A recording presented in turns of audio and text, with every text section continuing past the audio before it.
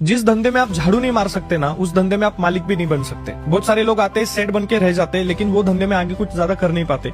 जब तक आपको धंधे की हर चीज करने की आइडिया नहीं है, जब तक आपकी तैयारी टॉयलेट साफ करने से लेकर हर चीज करने की जब तक आपकी तैयारी नहीं है ना, तब तक आप धंधे में कुछ कर नहीं सकते।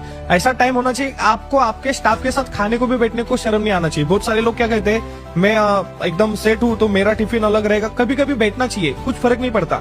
जब तक आप ग्राउंड से जितना ज्यादा चिपकेंगे नहीं ना, तब तक ग्राउंड का रियलिटी आपको समझेगा भी नहीं, और वही रियलिटी आपको हेल्प करता है धंधे में और ज्यादा ग्रो करने के लिए।